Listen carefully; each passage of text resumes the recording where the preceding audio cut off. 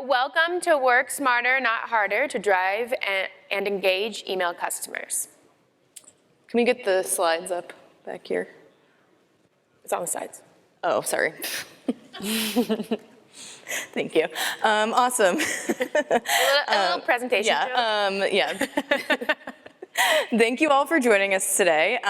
We are going to be talking you through how Twilio SendGrid adds contacts to your email lists and also sends all the ways that we can send email to engage with those contacts.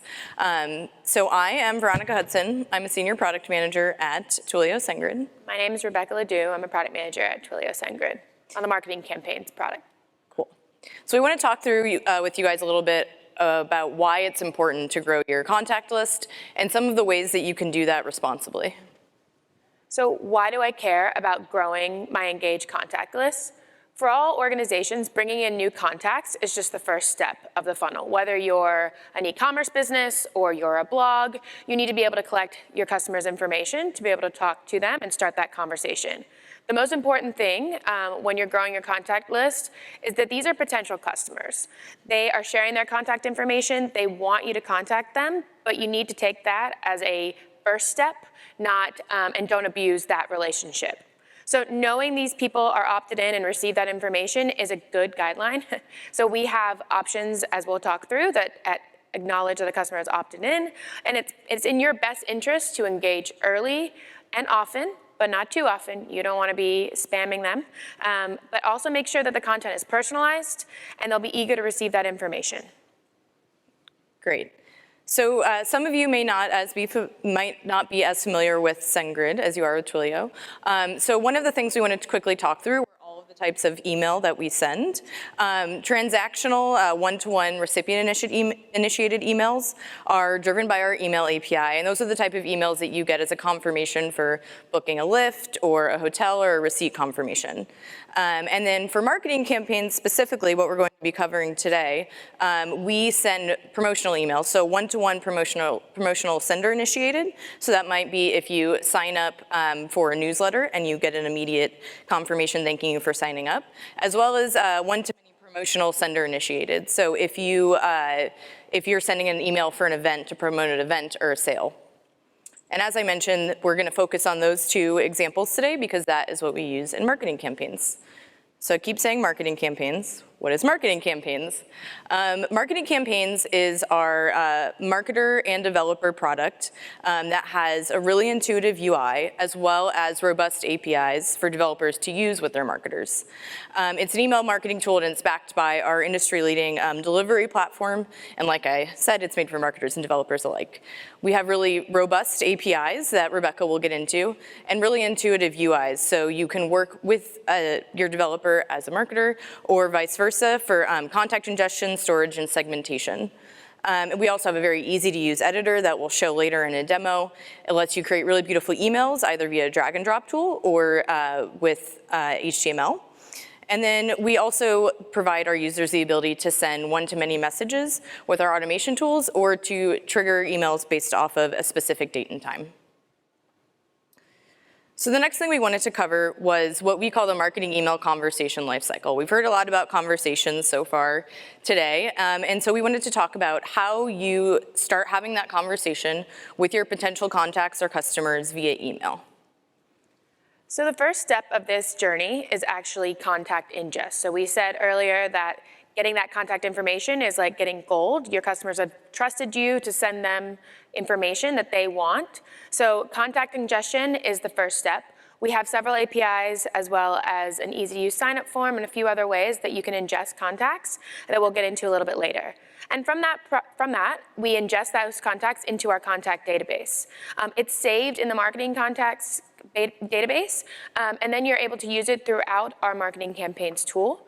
And as soon as the customer enters into our contact database, you can start triggering emails off of those immediately in our automated contact flow. Yep. As Rebecca said, that customer has given you their email. They want to receive information from you. They've opted in. So it's important to send them some sort of immediate conversation, thanking them for giving you their email and to provide them relevant information about your brand. And as Rebecca mentioned, that could be a triggered automation. The specific use case we're going to walk through today in the demo is an onboarding workflow. So how do you talk to a customer to get them to do all the things that you want them to do, give you more information, as well as to give them information that will help them use your product or your app. As you talk to that customer more via that email communication, you might collect additional data about them. That might be them filling out a profile, letting you know more about their interests or where they're located. And you can use that data to send them ongoing personalized communication that is specifically catered to their wants and needs. So we're going to kick off the conversation. Right now, we're going to talk through a few of those APIs. So our first API is our Contact API. It's a RESTful API that is built. You're able to view, delete, update, and then later you can use that for segmentation. It's easy to authenticate with your API key found in our UI. By using those contact endpoints, you can easily import those contacts, delete, etc., without having to log in to the UI, and you make those changes to contacts. The next API is actually the List API that you can use in conjunction with the Contacts API. With this, you can add customers to a specific list, remove them from specific lists. If you want to put contacts on a list and then delete those, we also have that functionality available for you. Both these images, or the images on both of those slides, was actually of our robust documentation, which we'll show you a little bit later. So once you have that information, or even if you have that information that you want to set up a custom fields API, as Veronica mentioned, sometimes customers, there's more information that they want to provide you that can actually help you create much more personalized content. So with those custom fields API, you can upload and create, delete, and edit, etc., the different custom fields that you add to a customer. So once you have the contact information and some of the additional custom fields, here's where the exciting kind of stuff happens, where you can actually start segmenting. So we recently released our segmentation API as well as a segmentation UI that customers can easily write with our, we call it SGQL, so our SendGrid query language, and customers can create robust queries to help create personalized segments for their customers, which then creates lists, and you're able to trigger those automated emails off of. So we also have a really great, easy to set up, easy to use sign-up form functionality in our marketing campaigns tool. It's an intuitive way to collect those emails, have an embedded sign-up form on your site without having to use the API integration. So if you want to get started really quickly, start collecting customers' information, this is a great way. You can customize it with your company's colors, and it has that reCAPTCHA already built in, so you are making sure that they're a real email address and not a robot just spamming your contact list, since we know that contact lists do cost money, so we want to make sure that we're getting only good contacts and not robot contacts in there. So if you have some marketers that don't want to use the API, or you don't necessarily want to use that, we have an easy-to-use UI that you can upload a CSV. You can also use social lead ads. That was mentioned in the keynote that we do have an ads product that allows you to actually insert the, upload a contact form and then collect it into our database either through Facebook or through Instagram. We actually have a product manager that's going to be giving a speech tomorrow, so look out for that on how ads can help you with that. Awesome. So lots of ways to bring contacts into the system. As we mentioned, important to engage with them early on to make sure that they know that you've gotten their contact information and you're giving them back emails that are relevant to them. So the first way that you can do that is automated one-to-one emails. Again, we'll get into this in the demo, but automation really gives you the ability to trigger emails as soon as those contacts give you their email or additional information. And then you can continue to send them emails via a drip series over some period of time that makes the most sense for you in terms of touch points. The next type of email that we send is scheduled one-to-many emails. I mentioned this is a great use case for an event or for a big sale. These emails are often sent to a large list or segment, and it is usually around a specific date and time. So you want to send them to have very timely content. For example, a Black Friday sale, you want to start letting people know about that, weeks or potentially a month in advance. As some of you may have heard in the panel earlier, we have a lot of customers that are using marketing campaigns to power their marketing conversations. We're really proud of all of the customers that are using our platform, and if you want to talk to us about any of them afterwards, we can talk through some use cases. But we're going to go ahead and get into the demo.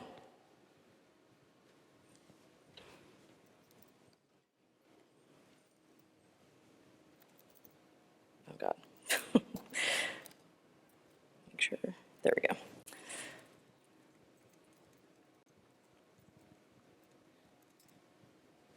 Awesome. So we started with talking about contacts, so we're going to go ahead and cover that in the demo first.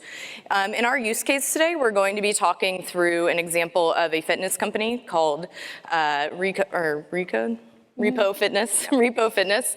Repo Fitness is looking to get people that are interested in their brand to sign up for their app, and then they want to onboard those customers. So I'll let Rebecca talk about the contacts a little bit first. Yeah, so as I mentioned, we have a really great, easy-to-use CSV uploader, and this can be found if you navigate to your SendGrid app and you go to the contacts. You can add contacts either via the CSV or you can manually add a single contact.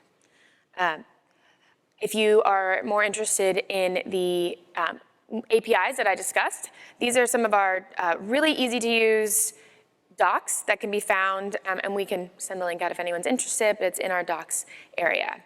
And then finally, we have this very intuitive, easy-to-use sign-up form.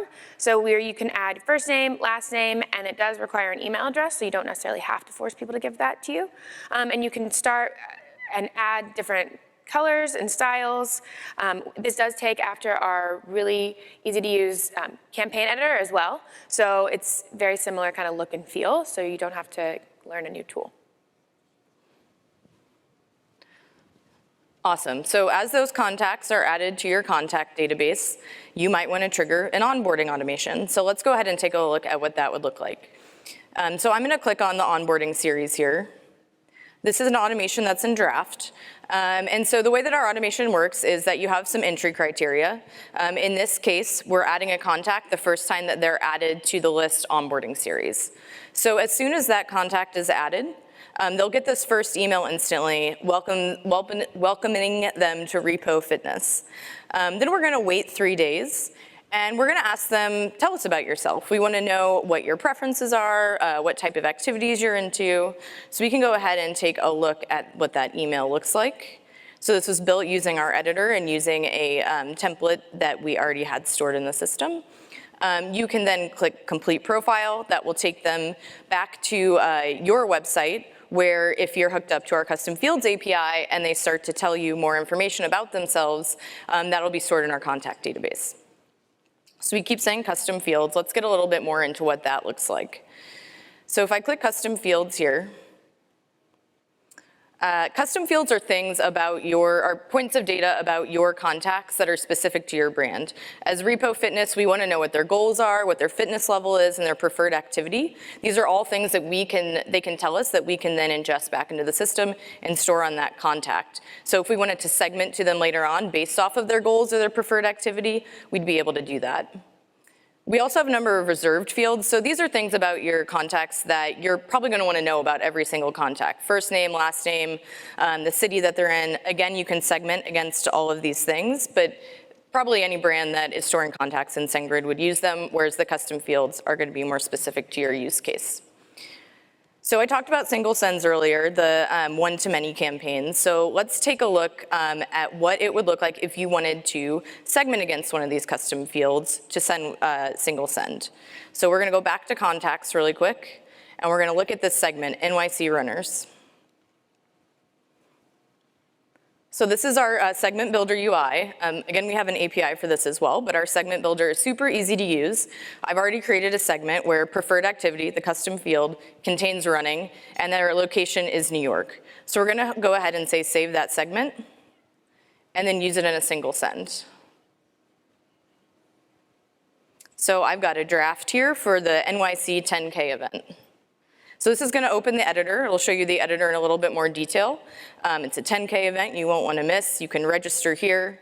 You can see that I'm sending it to that segment, NYC runners. So I've used that additional personalized information they've given me, that they're interested in running, that they're in New York, to send them an email specifically for an event that I think they'd be interested in. And then we can continue to build out this email if we want to. We have all these awesome drag and drop modules. And then the personalization goes even farther with our handlebars and substitution tags. So you could substitute in someone's name, again, their location, any of those fields that you've saved. Again, there's those custom fields down there to make sure that people are getting emails that feel really tailored to them and you're giving them the most relevant content experience possible. And as all of those emails go out, you'll have stats here. Obviously, it's a demo account. We don't have any numbers to show you, but we have really robust stats on all of our emails and automations as well, so you can track the success of how all of your emails are performing against your overall marketing goals. And that's the demo. Go back to the slides, please. Great, so we wanted to leave some time for Q&A. We have a decent amount of time. Any questions that anyone had about marketing campaigns, our APIs, anything like that? Yeah.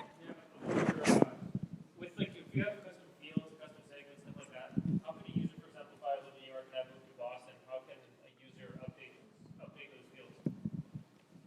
Yeah, so if you had a profile on your app, and they decided to change their location, or you could set out some sort of campaign that says, like, have you moved? So, for example, if you started wanting Groupons in Boston and you were in New York before, that could be something that you could trigger, or Groupon could have triggered. It says, have you changed? You want to update your profile? And then that would actually, you'd have to kind of sync that. If the custom API was set up, then that would sync with our database, and then you could start actually segmenting them based off of that.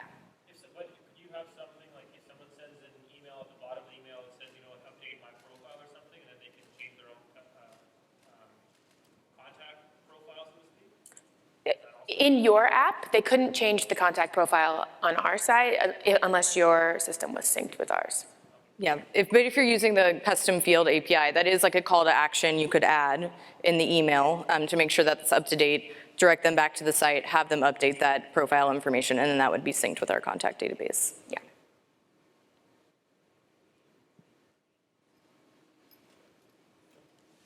Oh, yeah. To follow up on that question, if I added on my server a new dimension that I wanted to sync with SendGrid's dimensions, I think that's called, would I be able to do that? Or do I have to create it manually on SendGrid first? You don't have to create it manually. I mean, you will have to create it via the API. You don't have to go in and create that. But you can create that through the custom fields API and then begin syncing it off of that. Okay. It'll get an ID, and then you can sync that ID. Got it. Yeah. One last question. What's the difference between transactional emails and marketing emails? Yeah. Broadly, or like, so transactional emails, as I was talking about earlier, are really triggered off a user taking an action, and they're not meant to be marketing emails. We encourage marketers to design them in line with the branding of the rest of their email marketing, but a transactional email is really meant as a confirmation of some action that you can't unsubscribe from. So a password reset or a receipt of purchase, whereas a marketing email is really just promotional, and there's always going to be an unsubscribe link at the bottom of that because a user can opt out of it, whereas a password reset, we don't really want to give people the option to opt out of. Got it. Okay.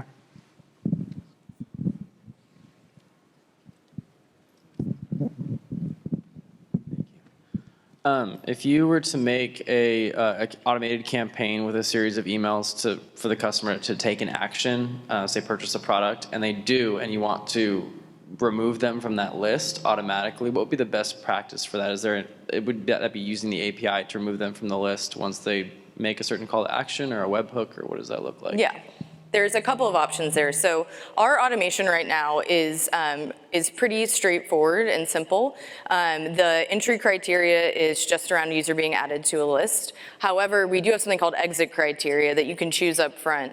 The exit criteria could be that the user just goes through all the emails, or that they no longer meet the entry criteria. So they're no longer on the list that they were originally added to. And you can remove them from that list either via the Contacts API, or you can remove them manually via the UI, and they would no longer receive those emails. There's also, if you have goals, you can set up custom fields. That could be a goal that said like they purchased, and then that could be segment off of, and they're no longer on that list. So there's some creative ways to do that.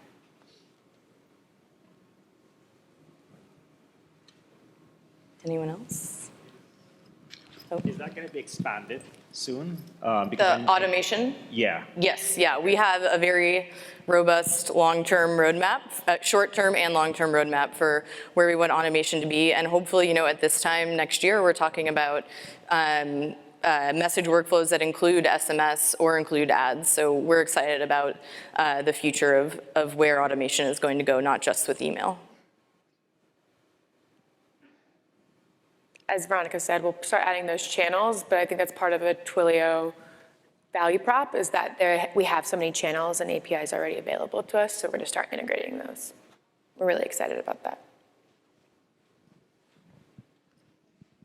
Awesome. Great, well, thank you everyone for coming. If you want to find us at some other point, today or tomorrow, we'll be around. Happy to answer any questions you might have about marketing campaigns and Twilio SendGrid in general. Thank you.